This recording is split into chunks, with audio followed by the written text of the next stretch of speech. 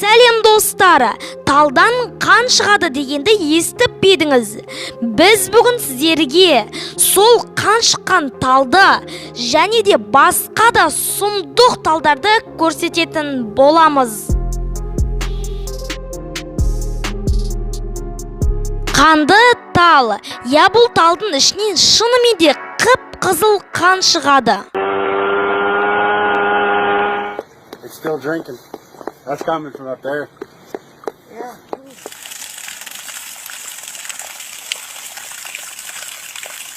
Бұл талды кесіп жатқанда ештеңе де байқалмайды.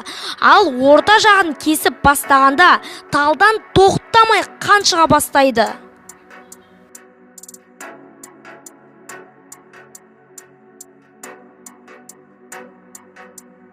Осы тал көбіне оңтүстік Америка жақтарда көп өседі. Бірақ олар ол талды кесіп ішіндегі барлық қанын алып алады. Үнді мұхитында орналасқан Сомали жағалауында Сокотра атты тал өседі.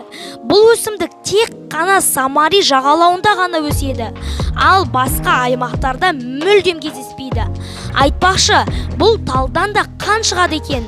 Жергілікті тұрғындардың аңызы бойынша ертеде айдаһар болған екен. Ол пілдің қанын ішуді ұнатқан. Бір күні ол айдаһардың үстіне піл құлап, айдаһар мерт болады. Сол мерт болған жерден Сокотра талы шыққан екен. Осы аңызға сүйеніп, Сокотра талдың қанын айдаһардың қаны деп атап кеткен. Қазір ол талдың қанынан түрлі бояулар мен дәрілер жасайды. Африкадағы кегелі өсімдігі. Бұл өсімдіктің жемісі шұжық тәріздес болып келеді. Африкадағы тұрғындар осы өсімдік арқылы үйлерін жындардан аластайды. Және бұл өсімдік өмірлерін ұзартады деп ойлайды. Кегелі жемісінен ревматизмді емдейтін дәрі жасайды. Және теріні жұмсартады.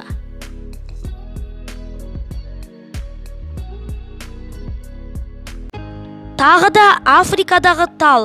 Бұл талды ұстап қалғанның өзінде қолыңыз әппақ болып қалады.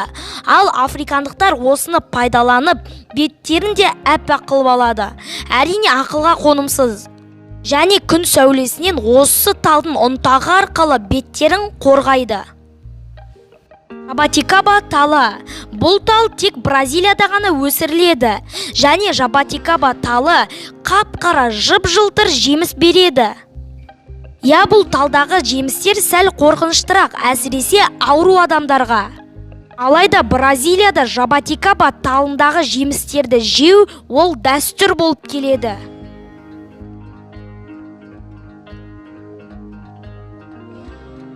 Достар, осымен біздің видеомыз аяқталды. Егер де сіздерге осы видео ұнаса, дәл қазір лайк басып, арнамызға тіркеліп, қоңыраушаны басуды ұмытпаңыздар. Сол кезде біздің бұдан да қызықты әрі сұмдық видеоларымызды ешқашанда жіберіп алмайсыздар.